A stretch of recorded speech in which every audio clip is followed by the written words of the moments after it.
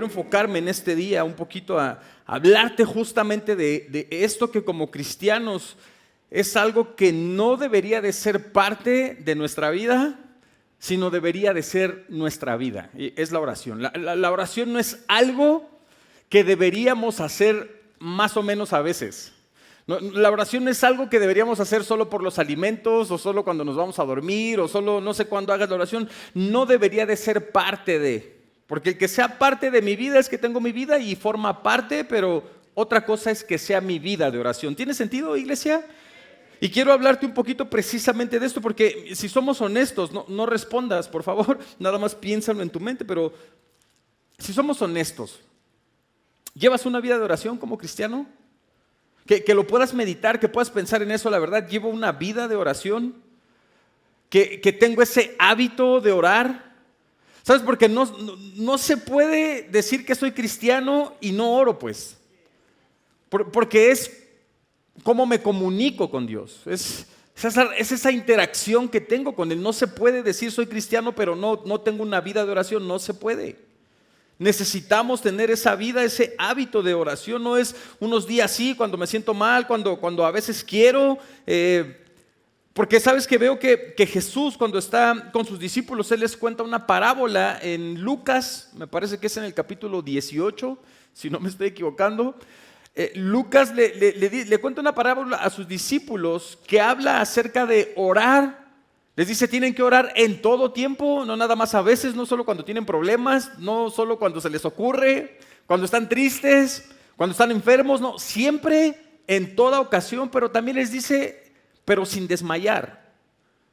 Y sabes que esa es la parte que a veces quizás no ponemos mucha atención, porque cuando no haces las cosas constantemente, cuando no haces algo que lleva un esfuerzo, difícilmente puedes desmayar. Por ejemplo, se me ocurre que si vas al gimnasio y te ponen, no sé, a hacer una sentadilla o un bench press de no sé, 80 kilos y te dicen, hazlo una vez, haces una sentadilla una vez, no te vas a desmayar, pues. O cargas la mancuerna o la barra una vez, no te vas a desmayar.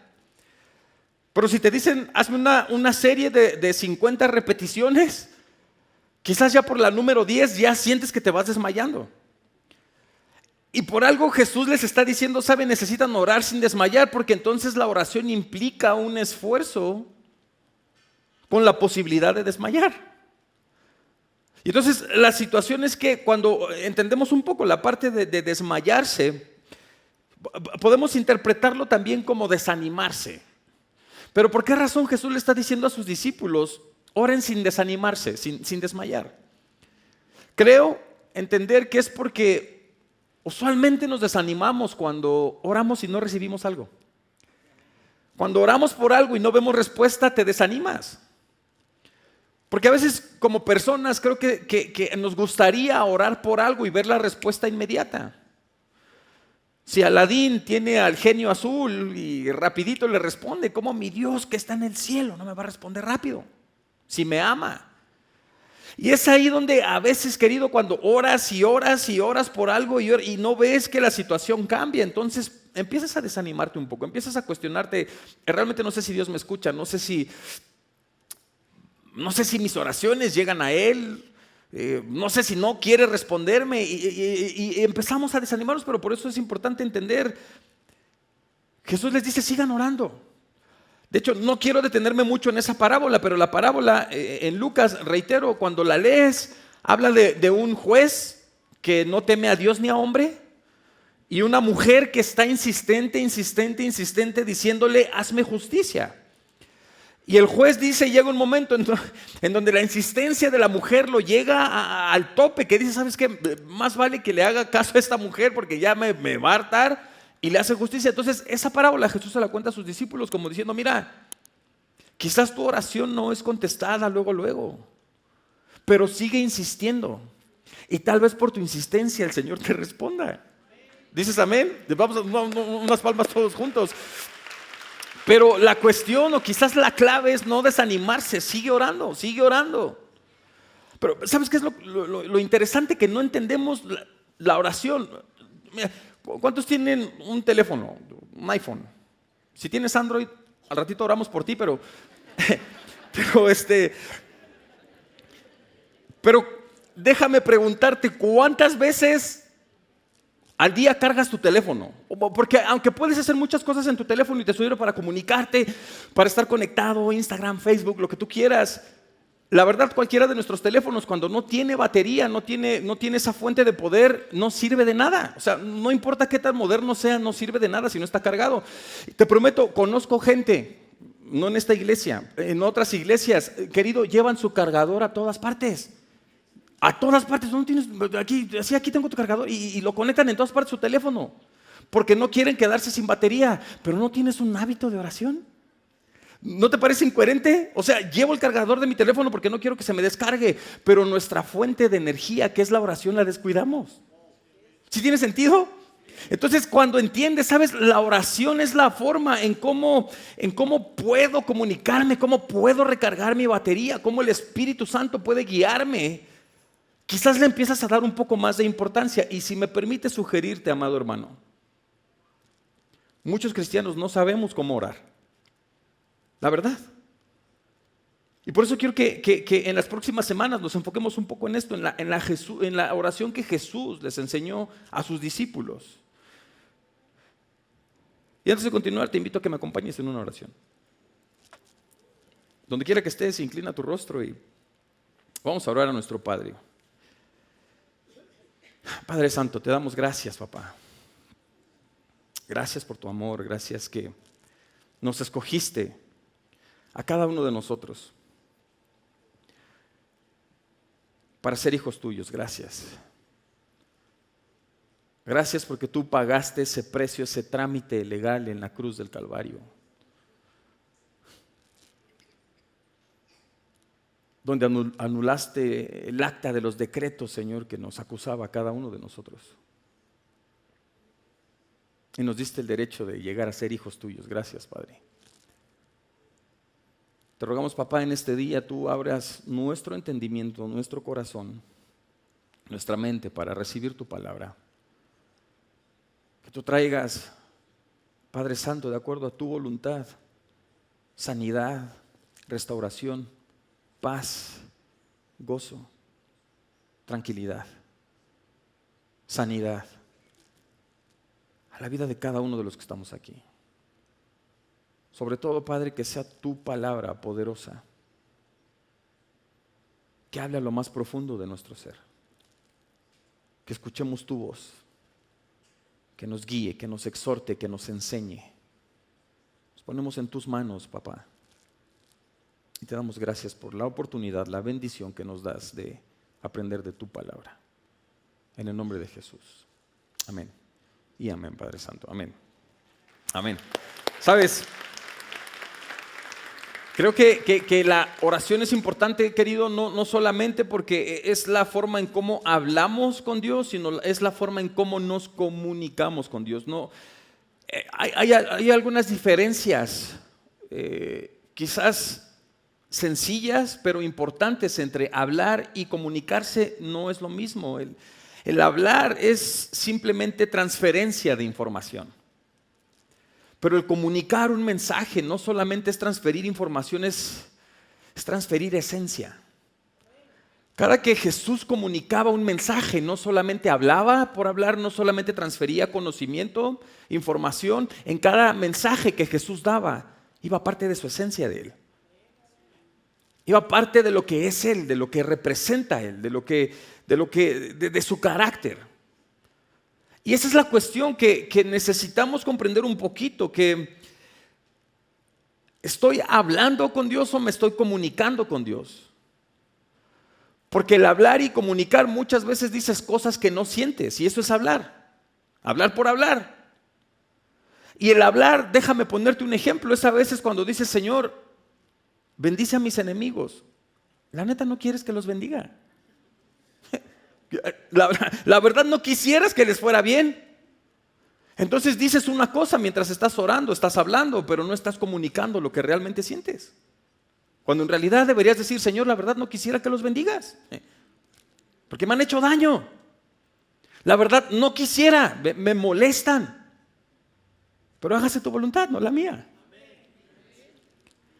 Y entonces, cuando aprendes a comunicar, a decir, ¿sabes? En cada oración que hago con Dios no se trata solo de hablar, sino de realmente demostrarle quién soy. No puedo ocultarle.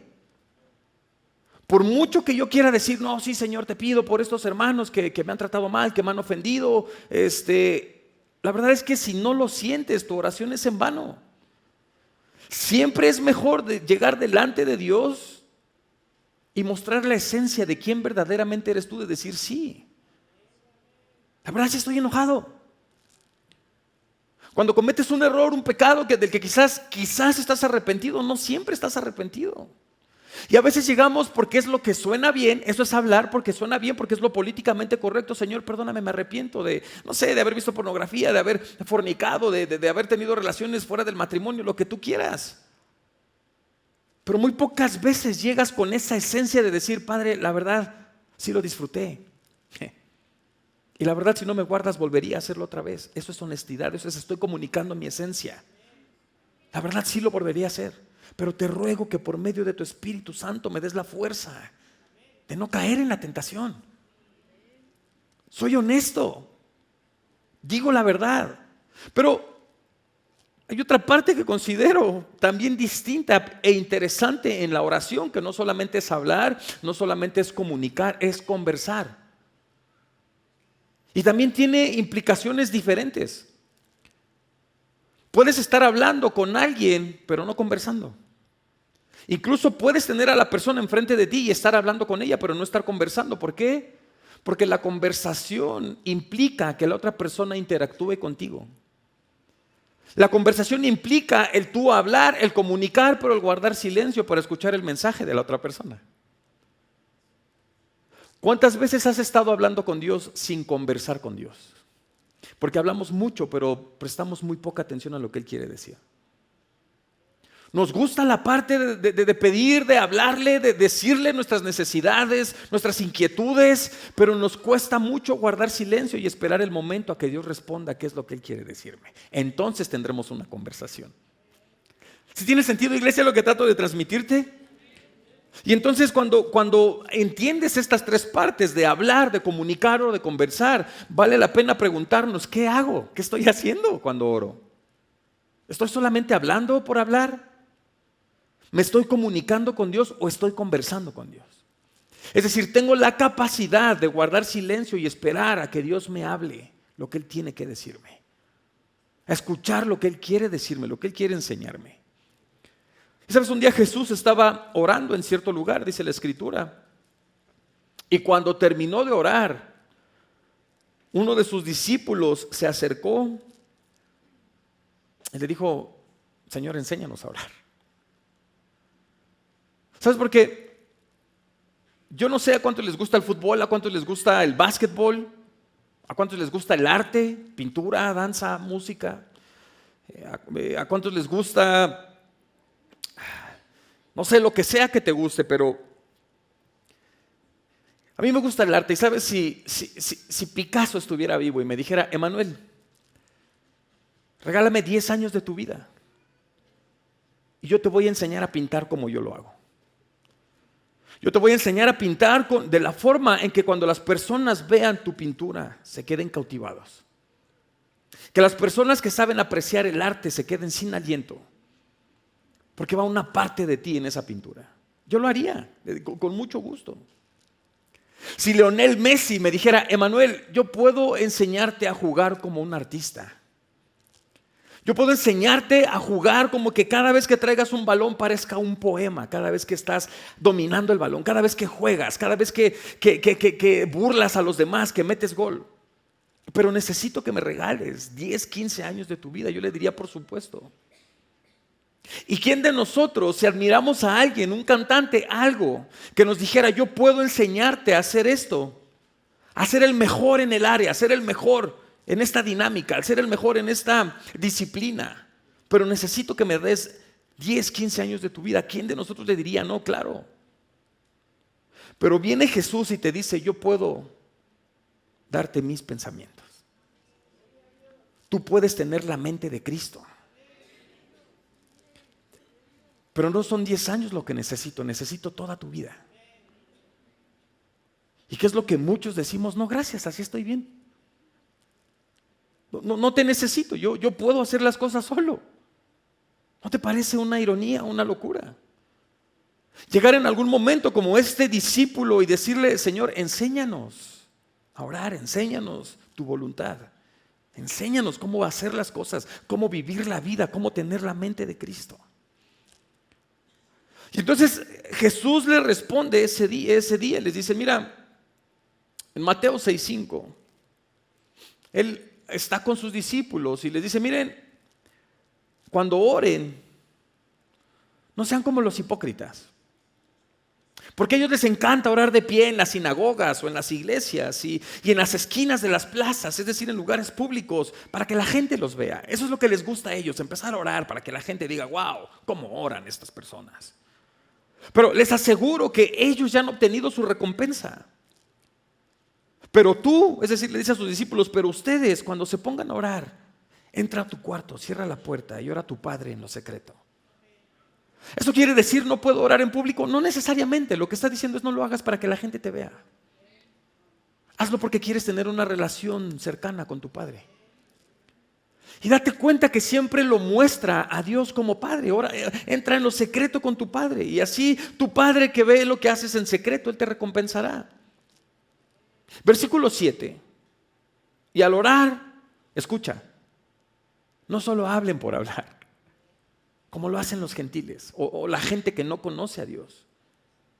Porque ellos se imaginan que van a ser escuchados porque dicen un montón de palabras, porque dicen un montón de Padres Nuestros, porque dicen un montón de Aves Marías, porque recitan un montón de cosas, 20 Aves Marías para que te perdonen tus pecados. No se trata de palabrerías. No se trata de hablar por hablar, no se trata de decir lo que es correcto, se trata de ser honesto. Se trata de tener esa relación cercana con tu Padre. No sean como ellos, porque su Padre sabe lo que ustedes necesitan antes de que se lo pidan. Y aquí es como donde muchas personas tropiezan, porque entonces ¿para qué le pido si Él ya lo sabe? Sí, pero dice que necesitas pedírselo. O sea, sí lo sabe antes de que se lo pidas, pero necesitas pedírselo para que te lo dé. Y después continúa diciendo: ustedes, escucha esto, deben orar así. Si tienes tu Biblia, te ruego que, me gustaría que todos leyéramos en voz alta. Una vez más, Mateo 6, versículo 9. Ustedes deben orar así: Padre nuestro que estás en el cielo, santificado sea tu nombre. Venga a tu reino y hágase tu voluntad, en la tierra como en el cielo. Danos hoy el alimento que necesitamos y perdona nuestros pecados, así como hemos perdonado a los que pecan contra nosotros.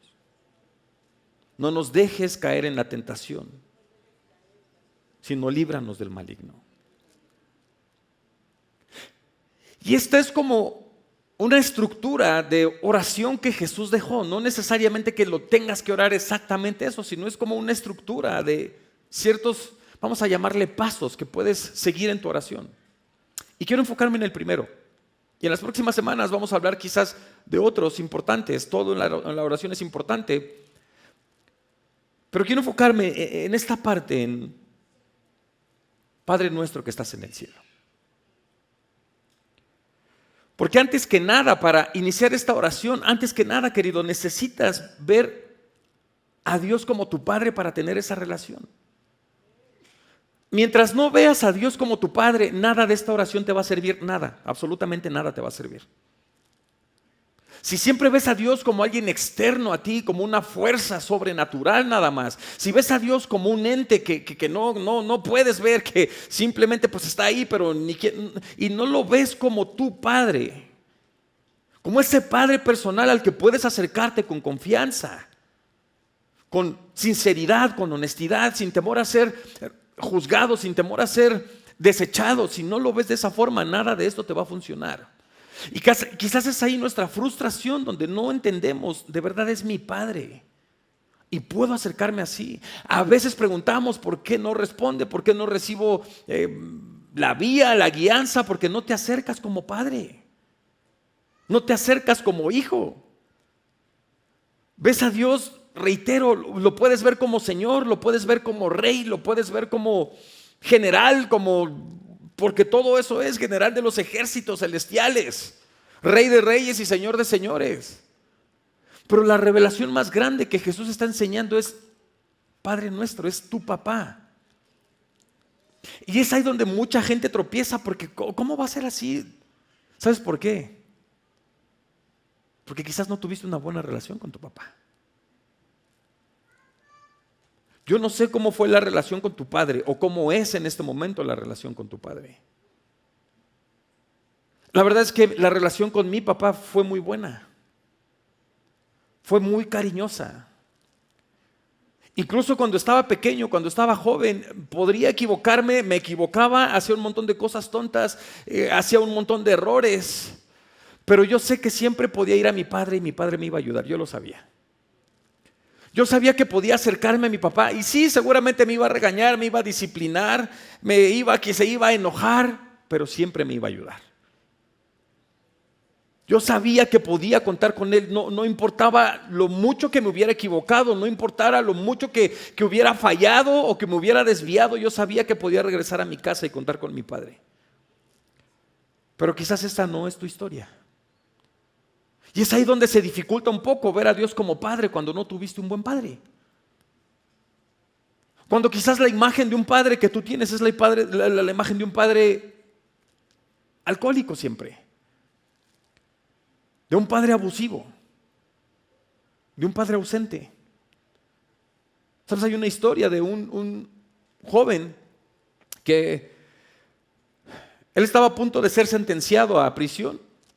Había cometido algunos delitos y antes de ser sentenciado, en el momento que va a ser sentenciado, el juez se acerca al joven porque el juez conocía al papá del joven. El papá de este chico era un abogado muy reconocido.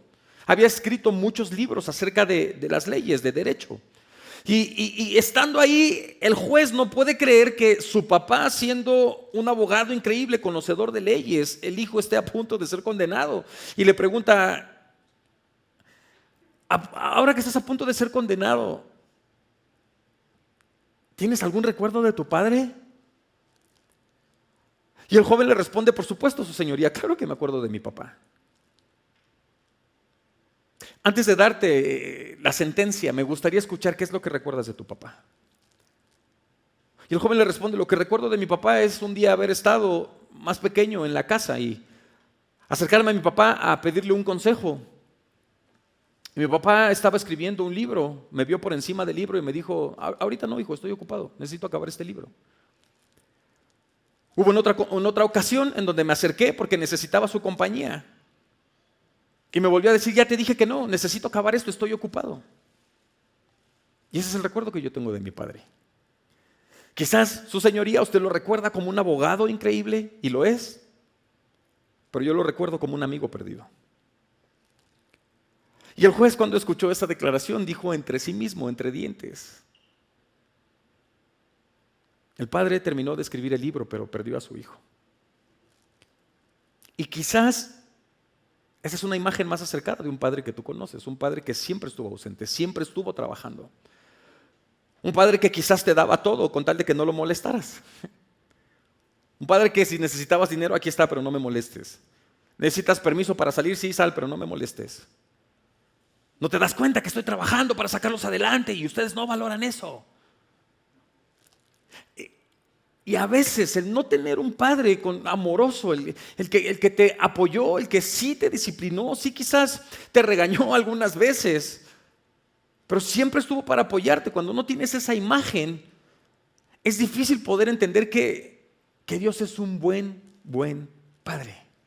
No solamente un padre. Ahora, quizás, querido, del otro lado hay otra parte diferente en donde todos quizás hemos experimentado, no todos, algunos hemos tenido un padre ausente o has tenido, pero algunos hemos estado también del otro lado como hijos. Y recuerdo una escritora, Erma Bombeck se llama, y ella escribía en su libro donde pinta un retrato de una niñita que está jugando, una niña joven que está jugando con sus muñecas y sus muñecos, y está en su casita y un día jugando a las muñecas, ella no entiende, la pequeña, muy bien como el rol de su papá, no sabe qué es lo que hace su papá. Y en una parte de su libro ella relata cómo dice, una mañana mi padre no se levantó para ir a trabajar, sino que fue al hospital y murió al día siguiente. Y fue hasta entonces, dice esta chica, que yo no había pensado mucho en mi papá, o sea, hasta en ese momento. Yo solamente veía a mi papá como alguien que salía a trabajar y volvía a casa y parecía que le daba gusto vernos a todos en la noche. Papá era ese tipo de papás que abría el tarro de la mermelada que nadie podía abrir, pero mi papá de alguna forma siempre se las ingeniaba para abrirlo. Mi papá era el tipo de padre que cuando estaba lloviendo acercaba el carro a la puerta de la casa para que no nos mojáramos. Traía paraguas y traía chamarras para que estuviéramos abrigados. Yo recuerdo a mi papá como que era el único que no le daba miedo ir al sótano solo para traer lo que necesitábamos ocupar. Algunas veces lo vimos afeitándose y mi papá se cortó, le salió sangre, pero nadie se acercó nunca a darle un beso. Nadie se preocupó por si estaba bien. Simplemente él se ponía un curita y parecía que todo iba normal. Cuando uno de nosotros se enfermaba, siempre estaba dispuesto para ir a la farmacia por la receta y darnos lo que necesitábamos. Papá tomaba muchas fotos de nosotros, pero nunca salía en ellas.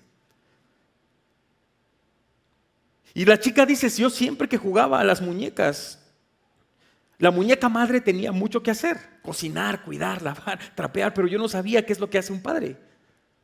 Así que lo único que le hice decir a mi muñeco padre fue, me voy a ir a trabajar, y lo aventé debajo de la cama.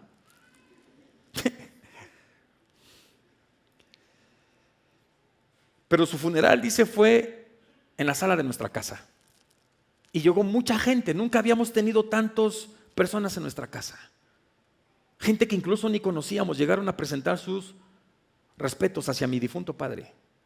Llevaron regalos de todo tipo, comida de todo tipo. Nunca habíamos tenido tanta compañía. Recuerdo ese día haber ido a mi habitación, buscar el muñeco debajo de la cama y cuando lo encontré le quité el polvo y lo puse en mi cama. Para mí, mi papá nunca hizo nada, pero nunca supe que su marcha me dolería tanto. Y quizás si te perdiste la imagen de esta historia, el padre es representado a través de un hombre que toma decisiones cotidianas. De que si bien las cosas que hace este padre no son milagrosas, no son increíbles, no es nada fuera de lo normal, abrir un tarro de mermelada, bajar al sótano, solo, sin que le dé miedo, ir por la medicina. Pero en cada una de esas decisiones cotidianas le demostraba amor a su familia. Les demostraba que estaba ahí para ellos. El que sacara fotos y nunca saliera en ellas, simplemente denotaba el poco valor que le daban al padre. Pero él siempre quería tener recuerdos de sus hijos, de una familia alegre, de una familia feliz. Y esta historia pinta o deja en relieve la parte de que muchas veces nuestros padres hacen cosas que para nosotros no son nada. Pero en realidad son las decisiones cotidianas lo que mantiene unida a nuestra familia. Y que no te das cuenta hasta que ya no lo tienes. Hasta que ya no está contigo. Dices, ¿cuánto extraño a mi padre? No me daba cuenta de que las cosas tan sencillas que hacía, en cada una de ellas nos demostraba amor. Muchos también hemos estado en ese lugar. Y sabes que muchas veces es así con Dios. Quisiéramos ver grandes milagros, que nos sanara de un cáncer, que restaurara nuestro matrimonio, que nos sanara de algo. Pero pasamos por alto los milagros cotidianos. El despertar cada día con una nueva oportunidad. El cada día tener para comer. Tener un techo donde vivir. Y a veces pensamos como, Dios mío, es que no me escuchas, te has olvidado de mí. No, siempre he estado contigo, pero tú pasas por alto estos pequeños detalles, los milagros pequeños. El que tengas una familia, el que tengas salud, que nunca te falta nada. Quizás no tienes los lujos, pero tampoco no los necesitas. Mi presencia ha estado contigo. Y es que te das cuenta hasta que no lo tienes cuando empiezas a valorarlo. Sí, pero ¿cuánto he perdido? Y hay una historia que en la Biblia que se asemeja mucho a lo que está escribiendo esta escritora Erma. Y está en Oseas, en el capítulo 11, versículo 1. Quiero leerlo y si lo lees conmigo, me gustaría que intercambies el nombre de Israel por tu nombre. Cuando lo leas, no digas Israel, di tu nombre. Y quiero que tomes esta carta como una carta de un padre a un hijo. Porque eso es lo que es. Oseas 11, versículo 1. Mira lo que dice. Israel. Y aquí es donde tienes que poner tu nombre. Juan, Antonio, Francisco, Luis. Cuando eras niño, yo te demostré mi amor por ti. Yo te saqué de Egipto, te saqué de tus malos caminos, te saqué de las drogas, del alcohol, te saqué de todo lo que te agobiaba, porque eres un hijo para mí. Pero mientras más te llamaba, más te alejabas de mí. ¿Te identificas con esto, con tus hijos? Entre más quieres estar con ellos, a ellos más les da pena estar contigo. Entre más quieres acercarte a ellos y buscarlos, ellos más se alejan de ti. Eso es lo que Dios nos está diciendo. Entre más te llamaba, más te alejabas de mí. Y les presentabas ofrendas a tus ídolos y dioses falsos. Versículo 3. Israel, por el gran amor que te tengo, te llevé de la mano como a un niño. Te enseñé a caminar, te di de comer y te ayudé en tus problemas. Pero escucha la parte triste, pero tú no te diste cuenta de todos estos cuidados. Te he ayudado, te he rescatado, te he alimentado, te he sanado, pero tú no te has dado cuenta. No quisiste volver a mí, no quisiste dejar tu mala conducta. Y por eso volverás a ser esclavo en Egipto, por eso Asiria te dominará. Habrá guerra en tus ciudades, tus enemigos matarán a toda tu gente y echarán a perder tus planes. Pueblo mío, ya lo has decidido. Abandonaste por otros dioses. Los crees más fuertes que yo, pero no pueden ayudarte. Y a primera vista esto pareciera como un castigo de Dios hacia Israel, de decirle, ¿sabes qué? Por eso vas a regresar a Egipto, para que se te quite, van a matar a toda tu gente. Pero, ¿sabes cómo yo lo entiendo?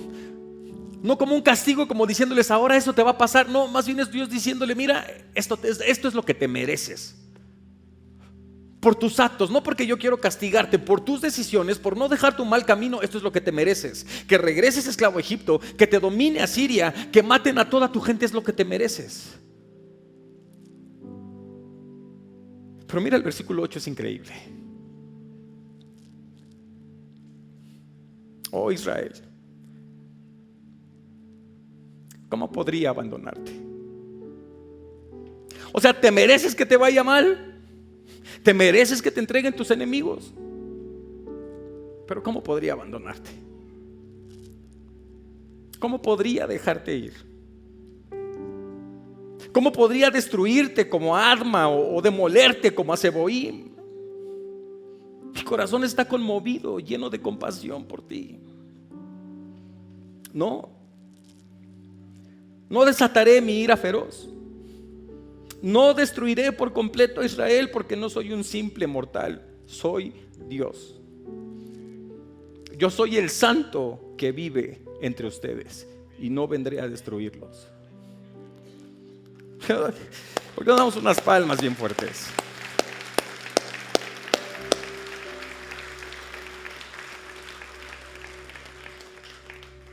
Versículo 10. Ustedes caminarán en pos del Señor en obediencia y adoración, que rugirá como un león Él rugirá, pero no de enojo, sino convocándolos, como un león que convoca a su manada, y sus hijos vendrán temblando desde el oeste, vendrán de Egipto como una bandada de aves. Regresarán de Asiria temblando como palomas. Y yo los traeré de regreso a casa, a la tierra de su herencia, afirma el Señor. ¿Sabes? Cuando lees esto, es un recordatorio de la bondad de Dios en tu vida. Te mereces un montón de cosas. Te mereces, no porque yo quiera castigarte por tus malas decisiones, porque tantas veces te he querido acercar a mí y tú te alejas. Te lo mereces, pero no puedo abandonarte, porque mi amor por ti es tan grande. No puedo dejarte ir. Y cuando entiendo esto como una carta de un padre a un hijo, lo que me hace es quebrantarme, ir delante de Dios y decirle: papá, perdóname. Perdóname por mi pecado, perdóname por mi maldad.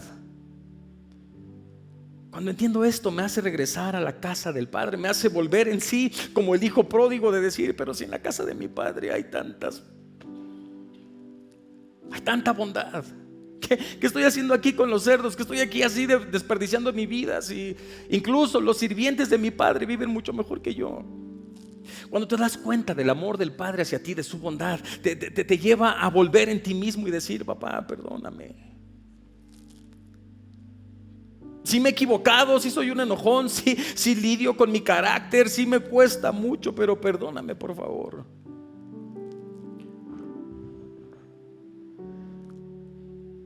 ¿Sabes? Cuando Jesús les enseña la oración del Padre Nuestro, Jesús pudo haberles dicho: cuando oren, díganle Señor nuestro.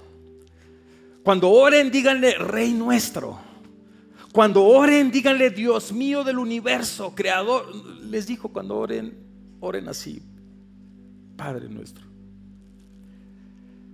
Y mi intención en esta predicación es cambiar toda tu perspectiva y que realmente veas a Dios como un buen Padre, porque eso es lo que es. Eso es lo que es para nosotros, un buen Padre.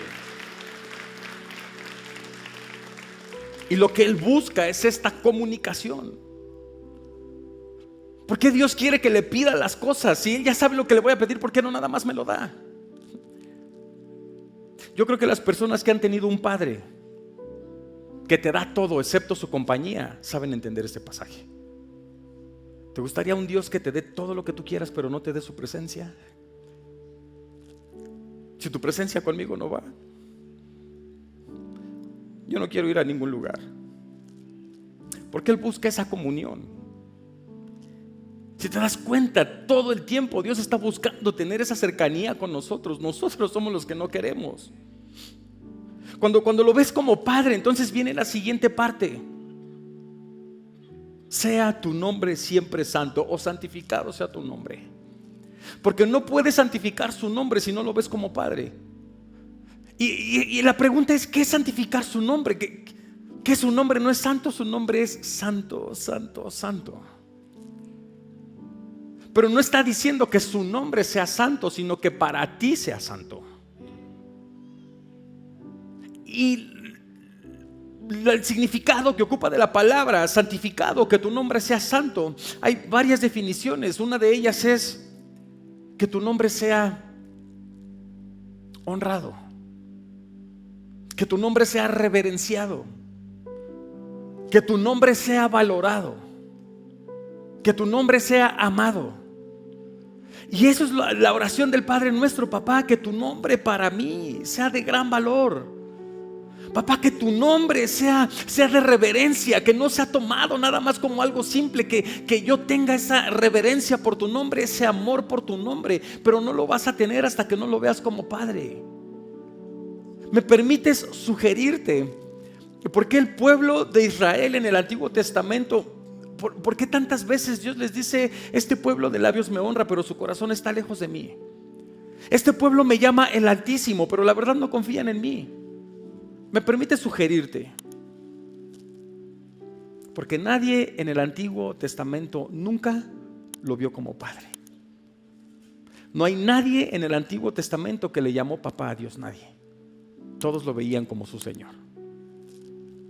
Aunque Dios siempre los vio como hijos, ellos ni siquiera se atrevían a mencionar su nombre. Para ellos era inmencionable. No lo puedes mencionar por eso, porque lo veían como Señor, lo veían como Dios, como nos va a castigar, como no podemos ni mencionar su nombre. Pero Jesús viene y dice: es tu papá.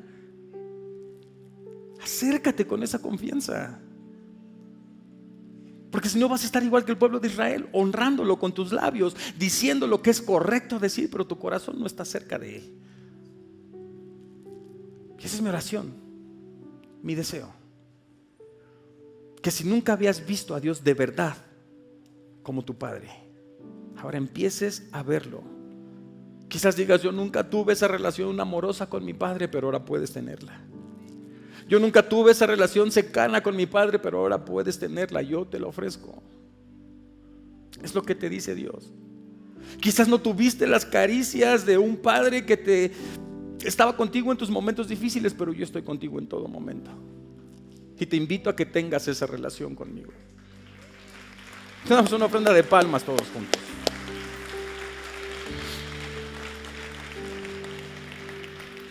Y quiero dejarte con este pensamiento. Una vez más, Mateo 6, capítulo 6, versículo 9. Padre nuestro que estás en el cielo, que sea siempre santo tu nombre. Que tu reino venga pronto. Que se cumpla tu voluntad en la tierra como se cumple en el cielo. Escucha, versículo 11. Danos hoy el alimento que necesitamos. Versículo 12. Y perdona nuestros pecados, así como perdonamos a los que pecan contra nosotros. Versículo 13. No permitas que cedamos ante la tentación, sino rescátanos del maligno. Quiero dejarte con esto. En las próximas semanas voy a profundizar un poco más, pero ¿te das cuenta que está diferente a como siempre aprendiste? Te lo dije en otra predicación, pero lo voy a mencionar otra vez aquí. Siempre aprendimos a primero pedir perdón antes de pedir el pan. No, primero pídele perdón, primero arrepiéntete delante de Dios y después pídele todo lo que tú quieras. Así aprendimos todos. Pero Jesús está diciendo: no, primero pide el pan y luego pide perdón. No me importa cómo te enseñaron otras personas, no me importa lo que para ellos es coherente. Primero pide tu provisión y después pide perdón. Y cuando leía esto: Señor, ¿por qué nos permites primero pedirte el pan antes de pedirte perdón? Y creo haber escuchado de parte de Dios, porque primero soy padre y después soy juez.